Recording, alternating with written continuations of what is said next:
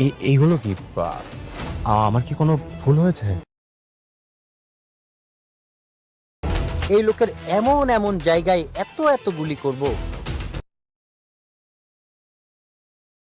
যে ডাক্তারও গুলির ছিদ্র গুনে শেষ করতে পারে। আমি যদি এমন ডেঞ্জারাস হয়ে থাকি তাহলে একটা বার ভাবুন তো, শেহজাদ চৌধুরী কতটা ভয়ঙ্কর, কতটা ডেঞ্জারাস হতে পারে।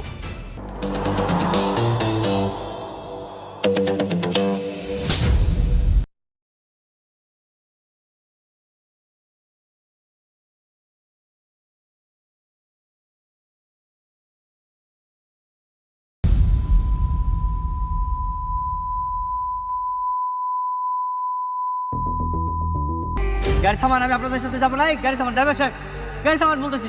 তাই ছাড়েন। 2024 সালের কথা আপনার মনে পড়ে? চট্টগ্রামের কথা। আপনি আমি মিশনে ছিলাম, আমরা দাউদ খানকে মারার জন্য প্ল্যান করেছিলাম, মনে পড়ে স্যার? গোলামের চোখ ধীরে ধীরে খুলল। দীর্ঘদিন পর তার চেতনা স্বাভাবিক হলেও একটি বিষয় সবাইকে অবাক করে দিল। সে বাড়ির সবাইকে চিনতে শুরু করলেও নিজের স্ত্রীকে দেখে সম্পূর্ণ অপরিচিত মানুষের মতো তাকিয়ে রইল।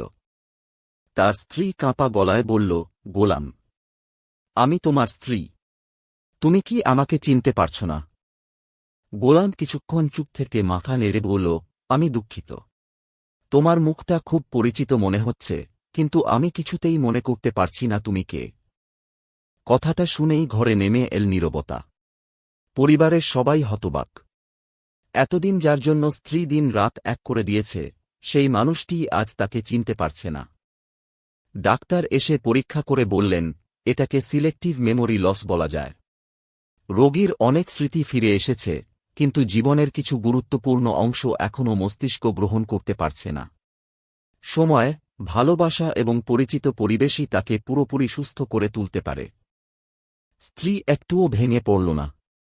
সে মনে মনে প্রতিজ্ঞা করল, যতদিনই লাগুক সে আবারও গোলামের হৃদয়ে নিজের জায়গা ফিরিয়ে নেবে। এদিকে বাড়িতে থাকা ছোট্ট মেয়েটি দৌড়ে এসে গোলামের সামনে দাঁড়াল। আব্বু, তুমি আমাকে চিনতে পারছ? গোলাম মেয়েটির দিকে তাকিয়ে রইল। তার বুকের ভেতর অদ্ভুত এক অনুভূতি জাগল। মনে হচ্ছিল এই শিশুর সঙ্গে তার গভীর সম্পর্ক আছে, কিন্তু সে কিছুতেই মনে করতে পারছিল না। মেয়েটি কাঁদতে কাঁদতে মায়ের বুকে মুখ লুকিয়ে ফেলল। আমার আব্বু আমাকে ভুলে গেছে। এই দৃশ্য দেখে গোলামের চোখ ভিজে উঠল। সে নিজেও বুঝতে পারছিল না কেন তার এত কষ্ট হচ্ছে।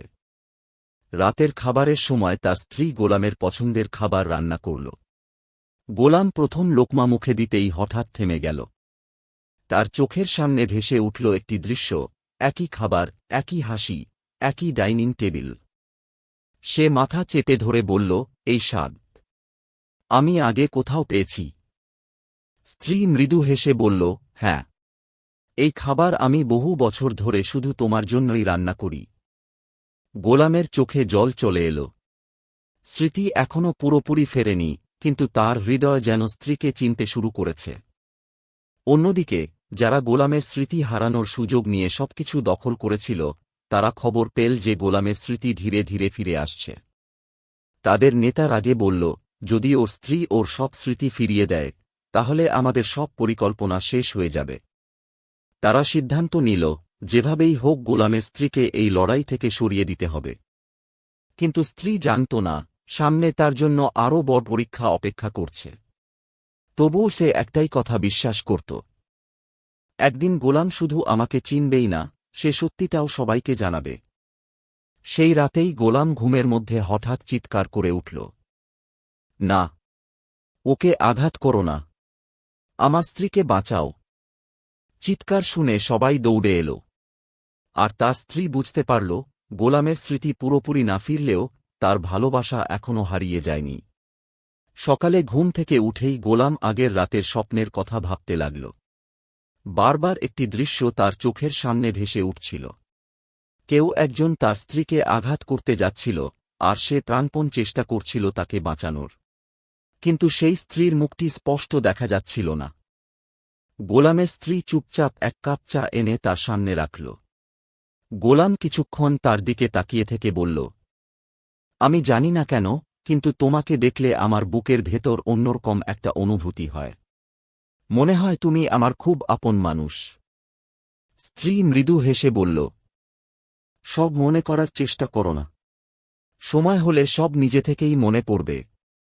ঠিক তখনই ছোট্ট মেয়েটি দৌড়ে এসে গোলামের কোলে বসে পড়ল। আব্বু, আজ তুমি আমার সঙ্গে খেলবে।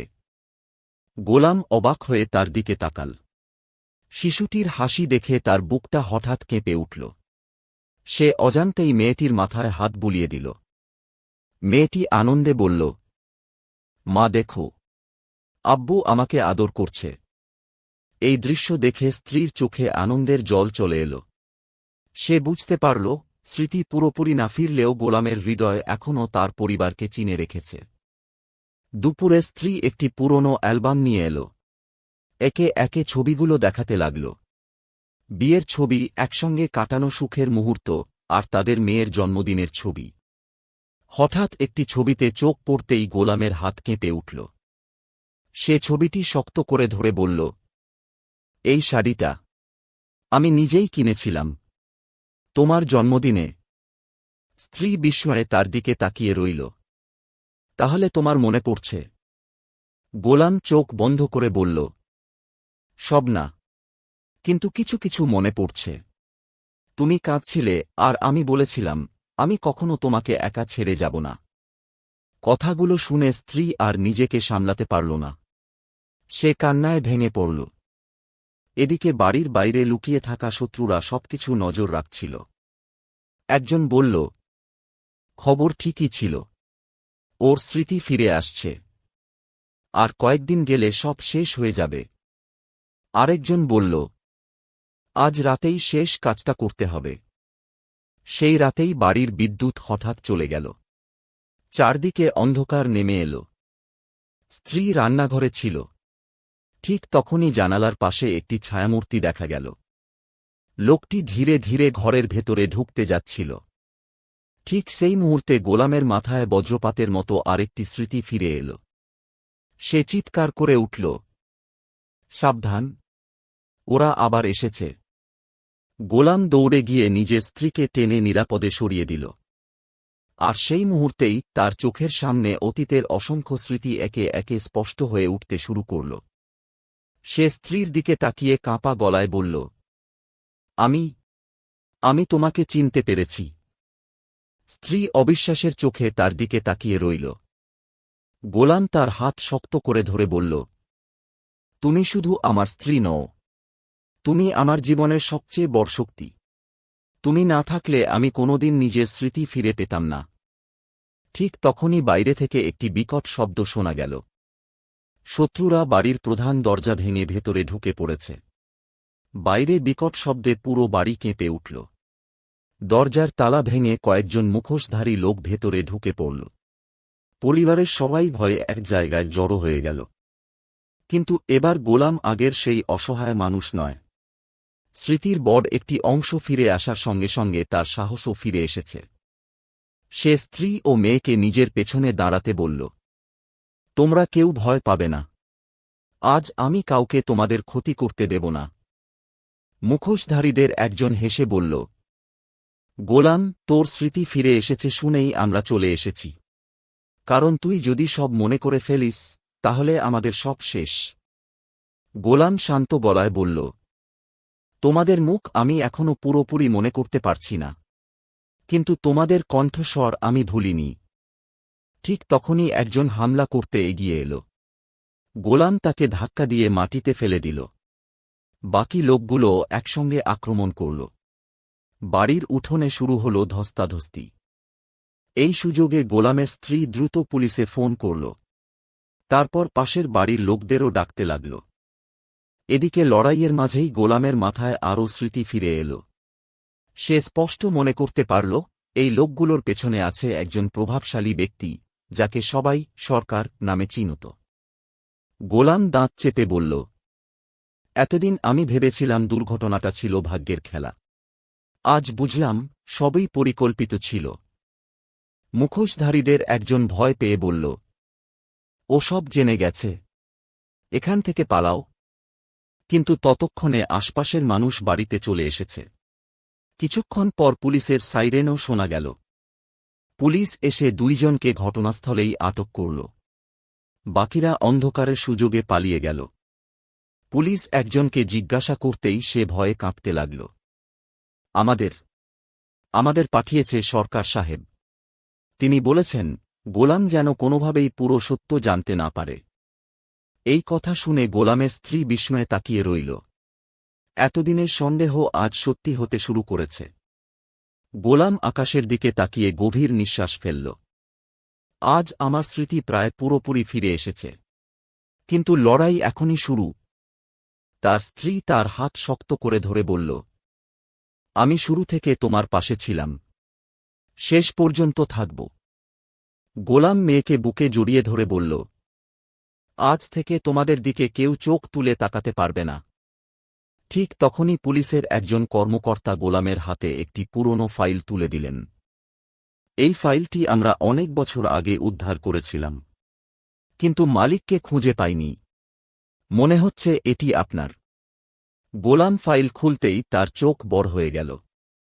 ভেতরে এমন কিছু কাগজ ছিল যা প্রমাণ করতে পারে তার বিরুদ্ধে হওয়া ষড়যন্ত্রের মূল হোতা আর কেউ নয়, সেই রহস্যময় সরকার। গোলাম ধীরে ধীরে বলল, এবার সত্য লুকিয়ে রাখা যাবে না। এবার বিচার হবেই। ফাইলের প্রথম পাতাটি খুলতেই গোলামের হাত কেঁপে উঠল। সেখানে তার নিজের স্বাক্ষর, ব্যবসার গুরুত্বপূর্ণ কাগজপত্র এবং কয়েকটি গোপন চুক্তির কপি ছিল। আরও ভেতরে ছিল এমন কিছু নথি যা স্পষ্টভাবে প্রমাণ করছিল দুর্ঘটনাটি কোনো দুর্ঘটনা ছিল না, বরং সুচিন্তিত ষড়যন্ত্র। গোলাম ধীরে ধীরে সব কাগজ পড়তে লাগল। তার চোখে তখন আর ভয় নেই, আছে শুধু সত্য প্রকাশের দৃঢ় সংকল্প। তার স্ত্রী পাশে বসে বলল, আমি জানতাম একদিন সব সত্য তোমার সামনে আসবেই। গোলাম স্ত্রীর দিকে তাকিয়ে মৃদু হাসল। তুমি যদি আমার পাশে না থাকতে, তাহলে আমি কোনোদিন এই দিনটা দেখতে পেতাম না। সবাই আমাকে ছেড়ে দিয়েছিল, কিন্তু তুমি কখনো হার মানোনি। ছোট্ট মেয়েটি এসে দুজনের হাত একসঙ্গে ধরে বলল, এখন তো আমরা সবাই একসঙ্গে থাকব, তাই না? গোলাম মেয়েকে বুকে জড়িয়ে ধরে বলল, হ্যাঁ মা, এবার আর কেউ আমাদের আলাদা করতে পারবে না। পরদিন সকালে গোলাম তার আইনজীবী এবং পুলিশের সঙ্গে বৈঠকে বসল। সে ফাইলের প্রতিটি কাগজ তাদের হাতে তুলে দিল। পুলিশ কর্মকর্তা নথিগুলো দেখে বললেন, এগুলো যদি আদালতে প্রমাণিত হয়, তাহলে বহু বছরের লুকিয়ে থাকা অপরাধের বিচার হবে। এদিকে সরকার খবর পেল যে গোলামের স্মৃতি পুরোপুরি ফিরে এসেছে এবং সব প্রমাণ এখন পুলিশের হাতে। সে রাগে নিজের টেবিলে ঘুষি মেরে বলল, একজন স্মৃতিভ্রষ্ট মানুষ এত বড় বিপদ হয়ে দাঁড়াবে আমি ভাবিনি। তার এক সহযোগী বলল, স্যার, এখনো সময় আছে, আমরা দেশ ছেড়ে পালিয়ে যেতে পারি। সরকার ঠান্ডা গলায় বলল, না, শেষ লড়াই না করে আমি হার মানব না। অন্যদিকে গোলামের বাড়িতে বহুদিন পর আনন্দের পরিবেশ ফিরে এল। পরিবারের সবাই একসঙ্গে বসে খাবার খেল। গোলাম বারবার স্ত্রীর দিকে তাকাচ্ছিল। সে বলল, আমি একটা কথা সবার সামনে বলতে চাই।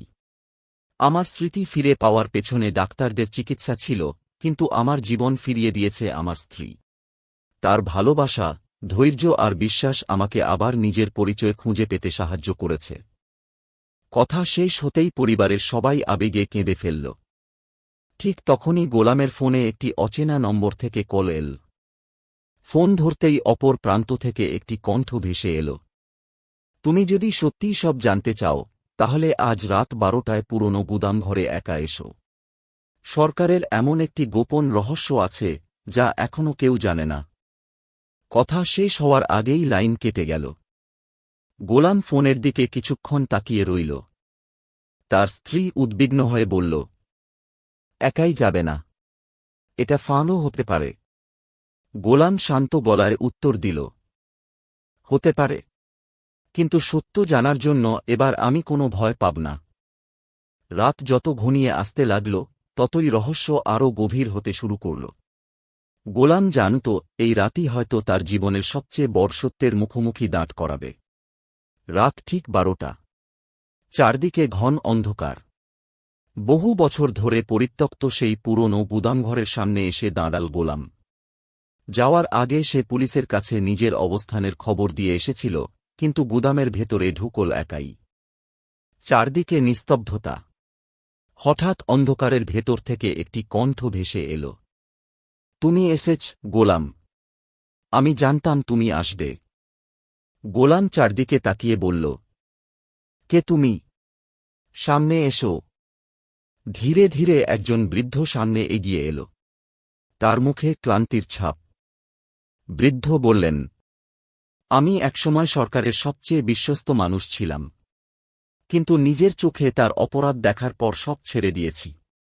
আজ সত্যিটা না বললে আমি শান্তি পাব না। তিনি একটি পেন ড্রাইভ এবং কয়েকটি পুরনো নথি গোলামের হাতে তুলে দিলেন। এগুলোর মধ্যে সব প্রমাণ আছে। তোমার দুর্ঘটনা, ব্যবসা দখলের পরিকল্পনা, এমনকি তোমার স্মৃতি নষ্ট করার চক্রান্ত। গোলাম বিস্ময়ে স্তব্ধ হয়ে গেল। তাহলে এতদিন যা সন্দেহ করছিলাম, সবই সত্যি। বৃদ্ধ মাথা নাড়লেন। আরও বড় সত্য আছে। তোমার স্ত্রীকে সরিয়ে দেওয়ার জন্য একাধিকবার লোক পাঠানো হয়েছিল, কিন্তু প্রতিবারই ভাগ্য তাকে বাঁচিয়ে দিয়েছে। এই কথা শুনে গোলামের চোখ ভিজে উঠল। সে মনে মনে বলল, যে মানুষটা আমার জন্য এত কিছু সহ্য করেছে, তাকে আমি আর কখনো একা ছেড়ে দেব না। ঠিক তখনই গুদামের বাইরে গাড়ির শব্দ শোনা গেল। সরকার তার লোকজন নিয়ে সেখানে পৌঁছে গেছে। সরকার হেসে বলল, শেষ পর্যন্ত সত্য খুঁজতে চলে এসেছ, কিন্তু এই সত্য নিয়ে তুমি আর বাড়ি ফিরতে পারবে না। গোলাম দৃঢ় কণ্ঠে বলল, আজ আমি ভয় পাই না। আমার স্মৃতি ফিরে এসেছে, সত্য আমার হাতে। এবার তোমার পালানোর পথ নেই। সরকার ইশারা করতেই তার লোকজন এগিয়ে এল। ঠিক সেই মুহূর্তে চারদিক থেকে পুলিশের সাইরেন বেজে উঠল। গুদামঘর ঘিরে ফেলল পুলিশ। পুলিশ কর্মকর্তা চিৎকার করে বললেন, কেউ পালানোর চেষ্টা করবেন না। চারদিক ঘেরা আছে। সরকার পালাতে গিয়ে পুলিশের হাতে ধরা পড়ে গেল। হাতকড়া পরানোর সময় সে আগে গোলামের দিকে তাকিয়ে বলল, আমি হেরে গেলেও আমার লোভই আমাকে শেষ করে দিল। গোলাম শান্তভাবে উত্তর দিল, টাকা দিয়ে সব কেনা যায় না। ভালোবাসা, বিশ্বাস আর সত্যের কাছে মিথ্যা একদিন হারবেই। দূরে দাঁড়িয়ে থাকা গোলামের স্ত্রী দৌড়ে এসে তার পাশে দাঁড়াল। গোলাম সবার সামনে স্ত্রীর হাত ধরে বলল, আজ আমি যে বেঁচে আছি, যে নিজের পরিচয় ফিরে পেয়েছি, তার একমাত্র কারণ আমার স্ত্রী। সে যদি আমার পাশে না থাকত, তাহলে আমি আজও অন্ধকারেই হারিয়ে থাকতাম। স্ত্রীর চোখে আনন্দের অশ্রু নেমে এল। ছোট্ট মেয়েটিও এসে বাবা মাকে জড়িয়ে ধরল। বহুদিনের লড়াইয়ের পর পরিবারটি আবার এক হয়ে গেল। গোলাম আকাশের দিকে তাকিয়ে মনে মনে বলল, এই জীবন আমাকে শিখিয়েছে, টাকার জন্য মানুষ সবকিছু হারাতে পারে, কিন্তু সত্যিকারের ভালোবাসা থাকলে হারানো জীবনও ফিরে পাওয়া যায়। সরকার গ্রেপ্তার হওয়ার খবর মুহূর্তেই চারদিকে ছড়িয়ে পড়ল।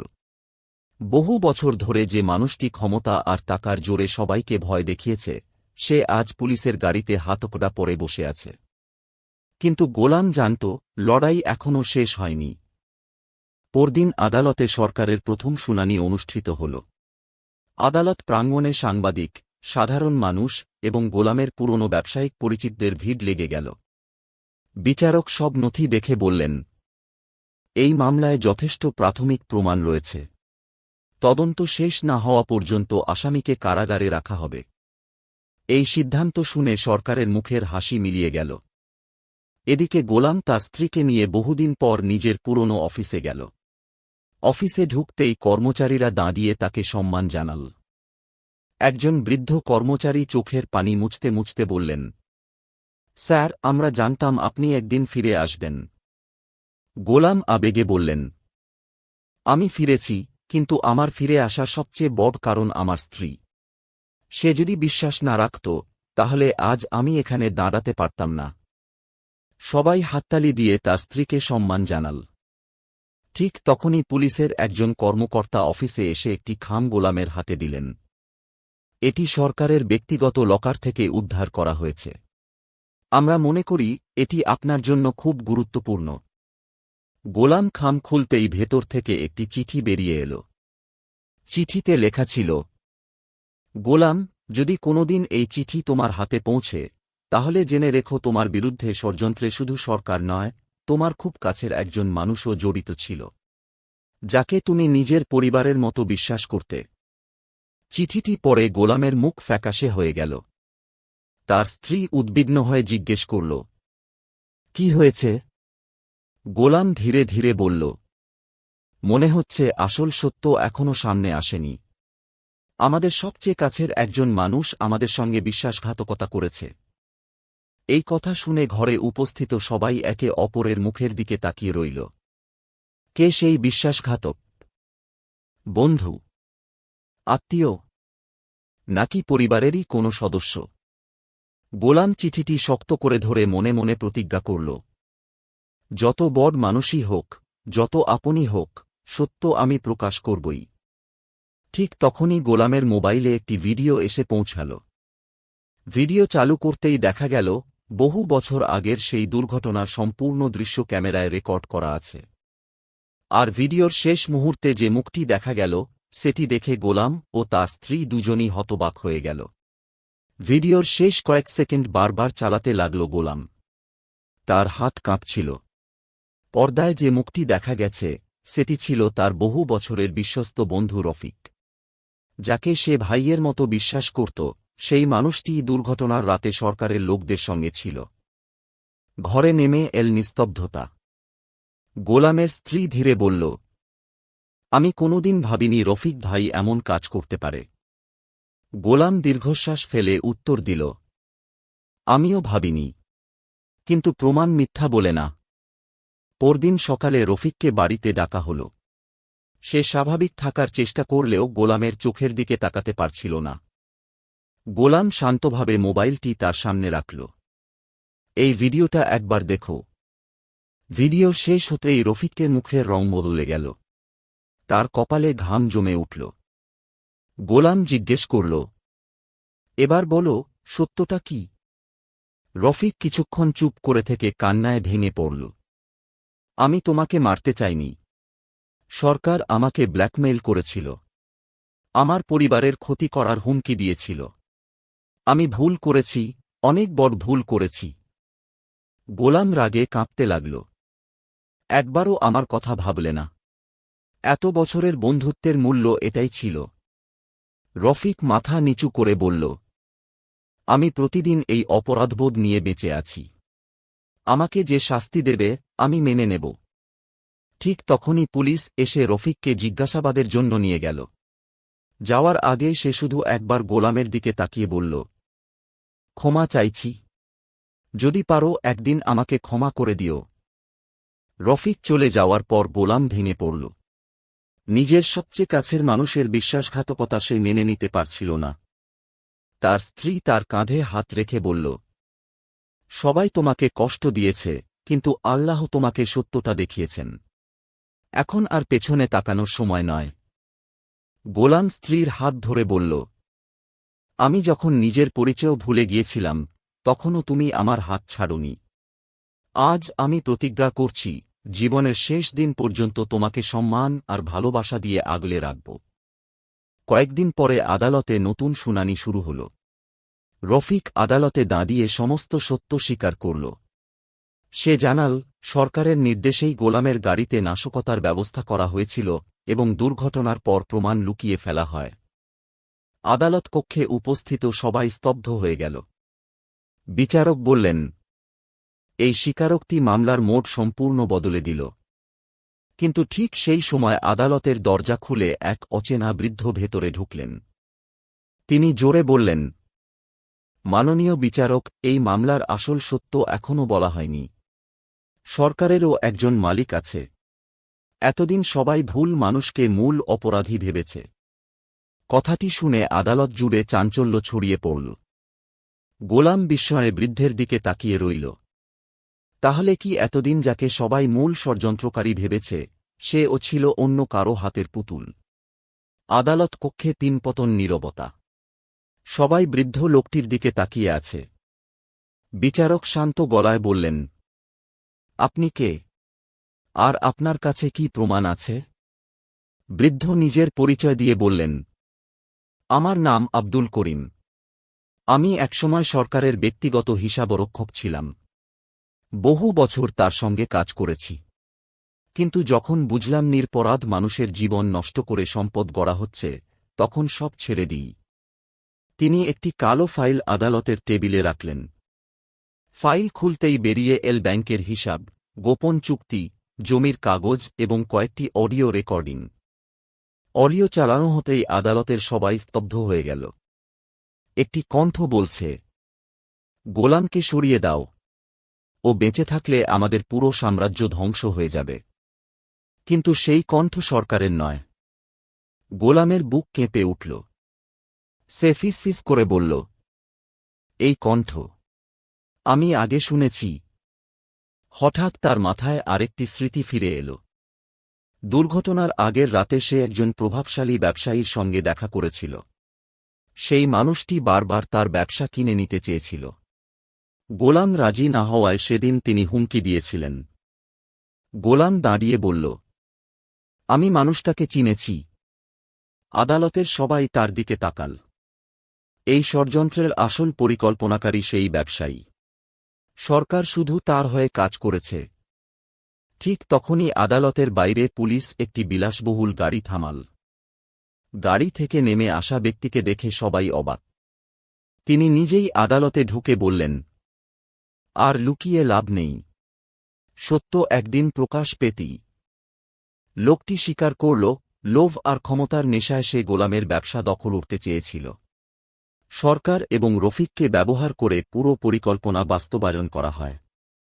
আদালত কক্ষে কান্নায় ভেঙে পড়লেন গোলামের স্ত্রী। তিনি বললেন, এত বছর ধরে শুধু একটা বিশ্বাস নিয়ে বেঁচেছিলাম, একদিন সত্য প্রকাশ পাবে। আজ সেই দিন এসেছে। গোলাম স্ত্রীর হাত ধরে বলল, তুমি আমার জীবনের সবচেয়ে বড় শক্তি। আমি স্মৃতি হারিয়েছিলাম, কিন্তু তোমার ভালোবাসা কখনো হারাইনি। আজ আমি যা ফিরে পেয়েছি, সবই তোমার জন্য।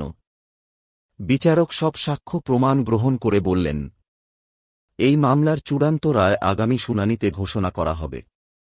ততদিন পর্যন্ত অভিযুক্তদের কারাগারে রাখা হবে। আদালত থেকে বের হওয়ার সময় গোলাম আকাশের দিকে তাকিয়ে গভীর নিঃশ্বাস ফেলল।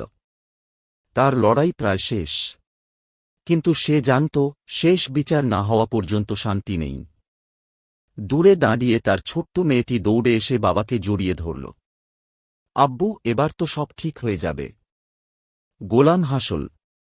হ্যাঁ মা, এবার সত্যের জয় হবেই। চূড়ান্ত রায় ঘোষণার দিন আদালত চত্বরে মানুষের ঢল নেমেছে। সংবাদমাধ্যম, আইনজীবী, সাধারণ মানুষ সবাই অপেক্ষা করছে বহু বছরের আলোচিত এই মামলার শেষ পরিণতি দেখার জন্য। গোলাম তার স্ত্রী ও ছোট্ট মেয়েকে নিয়ে আদালতে প্রবেশ করল। তার চোখে আজ আর কোনো ভয় নেই।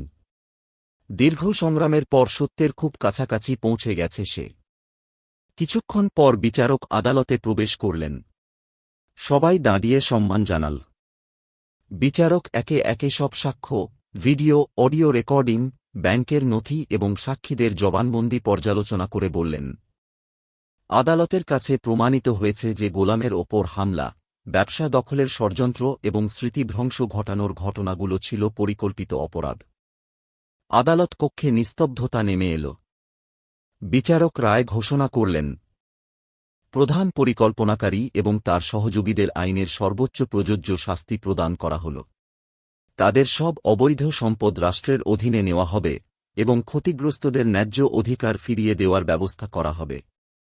রায় শোনার পর গোলামের স্ত্রী চোখের পানি ধরে রাখতে পারল না। সে ফিসফিস করে বলল, অবশেষে আল্লাহ আমাদের ধৈর্যের প্রতিদান দিলেন। গোলাম তার স্ত্রীর হাত শক্ত করে ধরে বলল, এই বিজয় শুধু আমার নয়, এটা তোমারও বিজয়। আমি যখন নিজের পরিচয় ভুলে গিয়েছিলাম, তখনও তুমি আমাকে ছেড়ে যাওনি। ঠিক তখন আদালতের বাইরে উপস্থিত মানুষ হাততালি দিতে শুরু করল।